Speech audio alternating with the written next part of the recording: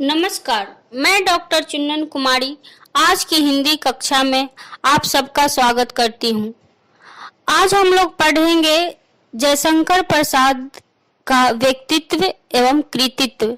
तो आइए देखते हैं जयशंकर प्रसाद का व्यक्तित्व एवं कृतित्व। जयशंकर प्रसाद एक महान प्रतिभा संपन्न व्यक्ति थे। साहित्य के क्षेत्र में उनकी बहुमुखी प्रतिभा के दर्शन होते हैं। साहित्य इतिहास का उन्होंने अपनी अद्भुत अभिव्यक्ति के बल पर कहानी, नाटक, उपन्यास आदि सभी विधाओं के माध्यम से विकास किया। महाकवि जयशंकर प्रसाद का जन्म वाराणसी के एक प्रतिष्ठित वैश्य परिवार में सन 1889 ईस्वी में हुआ था। इनके पिता देवी प्रसाद सुंगनी साहू के नाम से प्रसिद्ध थे। सुंगनी साहू अर्थात उस जमाने में इनके पिता पितामह सुरती अर्थात तंबाकू बनाने का कार्य करते थे। इसी कार्य के कारण इनके पिता सुंगनी साहू के नाम से प्रसिद्ध हुए। बाल्यकाल में ही पिता की आकस्मिक मृत्यु एवं 2 वर्ष बाद माता की भी मृत्यु हो गई। परिवार में हमेशा गृह कलह की स्थिति बनी रहती थी।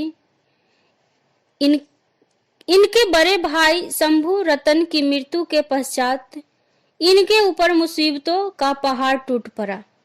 इनके बड़े भ्राता शंभू नाथ थे, जिनकी भी असमय मृत्यु हो जाने के कारण परिवार की जितनी भी जिम्मेदारियां और उत्तरदायित्व था वो प्रसाद के कंधों पर आ पड़ा। यही कारण है कि इनकी शिक्षा मुख्यतः घर पर ही हुई। घर पर ही रहकर इन्होंने विभिन्न विषयों का अध्ययन मनन किया। बचपन से ही इन्हें कविता का शौक था। काव्य कला के साथ साथ चित्रकला और मूर्ति कला से भी इन्हें विशेष लगाव था। इस लगाव का कारण यह था कि उनके पिता कलाकारों का बहुत आदर करते थे और दान देने के लिए भी प्रसिद्ध थे।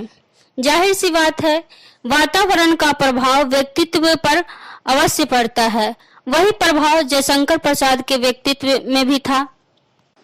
संस्कृत में गहरी रुचि के कारण इन्होंने स्वेच्छा से ही वेदों और उपनिषदों का गहन अध्ययन किया। इनकी विचारधारा पर बौद्ध धर्म का भी विशेष प्रभाव पड़ा। इनका जीवन निरंतर संघर्ष में रहा, परंतु सौम्य और शांत एवं गंभीर प्रकृति होने के कारण ये कभी विचलित नहीं हुए। यह भी कहा जाता है कि जब इनकी पारिवारिक स्थिति बहुत ही दयनीय हो गई तो इनके कुटुंब और परिवार के लोग इनके सारे संपत्ति हड़प लिए। फिर भी आनंदवादी प्रसाद ने अनेक पारिवारिक विपत्तियों का सामना बड़े ही धैर्य से किया। सन 1937 में क्षय रोग से इनकी मृत्यु हो गई। आधुनिक हिंदी की स्वच्छंद काव्य धारा के अंतर्गत छायावादी काव्य का प्रभाव के प्रवर्तकों में जयशंकर प्रसाद वरिष्ठ थे। चूंकि छायावाद के 4 प्रमुख स्तंभ माने जाते हैं, सुमित्रा नंदन पंत, महादेवी वर्मा, सूर्यकांत त्रिपाठी निराला एवं जयशंकर प्रसाद। इन चारों महानुभावों में सबसे अनुभवी और वरिष्ठ जयशंकर प्रसाद थे। छायावाद हिंदी की आधुनिक कविता स्वच्छंदतावाद के ही एक विशिष्ट रूप को कहते हैं। इसी स्वच्छंदता मूलक विशेषता के बल पर प्रसाद जी ने अपनी प्रतिभा का परिचय कवि, नाटककार, उपन्यासकार, कहानीकार एवं निबंधकार के रूप में दिया। इन्हें कवि तथा नाटककार के रूप में अधिक ख्याति प्राप्त हुई। कविता के क्षेत्र में इन्होंने गीत, प्रगीत, लंबी प्रबंधात्मक कविताएं आदि शैली रूपों की रचनाएं प्रस्तुत की। चित्रकला, झरना, प्रेम पथिक, महाराणा का महत्व, आंसू और कामायनी प्रसाद जी की प्रमुख काव्य कृतियां हैं। इसमें कामायनी समग्र रूप में छायावाद की प्रतिनिधि और उत्कृष्ट काव्य कृति तो है ही, वह आधुनिक हिंदी का सर्वश्रेष्ठ उत्तम महाकाव्य भी है। इसमें प्रलय के बाद मानवीय सृष्टि के विकास की पौराणिक कथा का आश्रय लेकर मनुष्य के मानसिक आध्यात्मिक विकास के संक्षिप्त इतिवृत्त को बड़े ही अर्थपूर्ण संकेतों द्वारा प्रस्तुत किया गया है।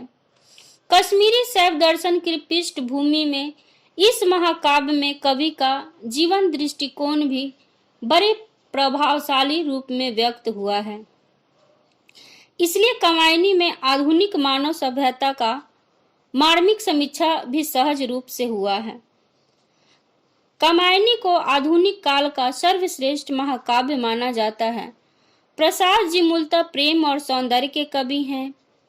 कामायनी में प्रलय के बाद होने वाले सृष्टि के विकास की कहानी है। इसके नायक आदि पुरुष मनु है। छायावादी शैली में कामायनी प्रसाद जी की अमर रचना है। नाट्य साहित्य को जयशंकर प्रसाद ने क्या दिया, इस विषय पर अब हम लोग चर्चा करेंगे। भारतेंदु द्वारा स्थापित की गई नाटक और रंगमंच की परंपरा को जयशंकर प्रसाद आगे बढ़ाते हुए नया जीवन और नई दिशा प्रदान की। भारतेंदु के बाद प्रसाद जैसा सर्वांगीण प्रतिभाशाली रचनात्मक व्यक्तित्व संपन्न दूसरा कोई भी नाटककार हिंदी में उत्पन्न नहीं हुआ।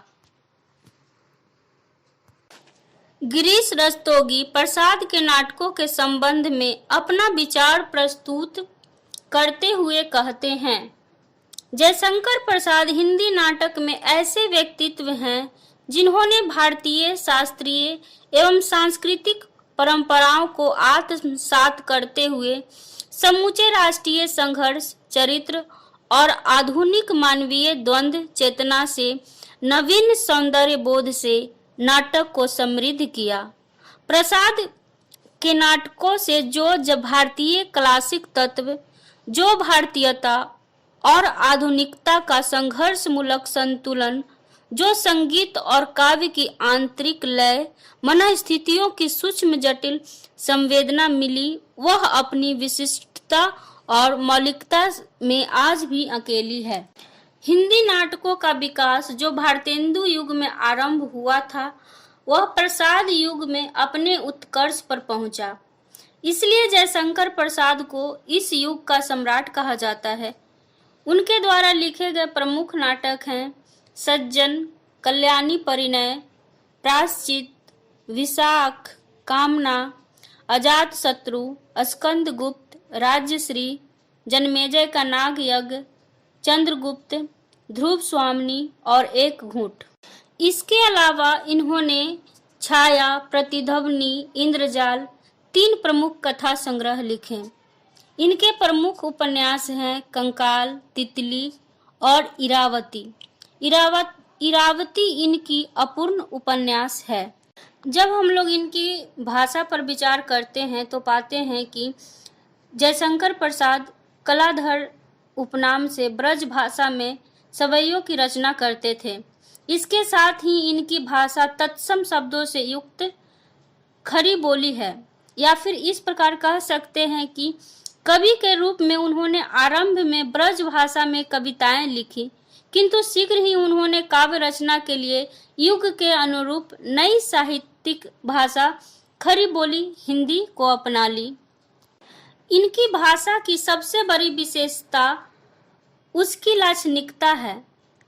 इनकी रचनाओं में कला पक्ष की अपेक्षा भाव पक्ष अधिक समृद्ध है। कल्पनाएं भावों से लिपटी होने के कारण अधिक आनंद प्रदायिनी है। इनकी रचनाएं माधुर्य गुण से ओतप्रोत है। इन्हें प्रबंध और गीति काव्य दोनों ही प्रकार के काव्य में आशातीत सफलता मिली है। मुक्ति बोध के अनुसार प्रसाद जी के पास ऐतिहासिक बुद्धि थी। वे मानव भाग्य के संबंध में दार्शनिक दृष्टिकोण से तो चिंतन करते ही थे, समाज और जाति के भाग्य के संबंध में भी उन्हें सोचना पड़ा। मानव सभ्यता संबंधी प्रश्नों पर उनका चिंतन बराबर चलता था। उनको समाज और जाति ने अर्थात आधुनिक जीवन जगत ने जो दृष्टि प्रदान की वह थी राष्ट्रवादी सांस्कृतिक अभ्युत्थान से प्रेरित। उन्होंने अतीत के गौरवमय चित्र उपस्थित कर इस राष्ट्रीय सांस्कृतिक अभ्युत्थान में योग दिया। अगर आपको यह व्याख्यान अच्छी लगी हो तो इसे शेयर, लाइक और सब्सक्राइब जरूर करें। इससे अगर संबंधित कोई भी प्रश्न है तो आप कमेंट बॉक्स में जरूर प्रेषित करें।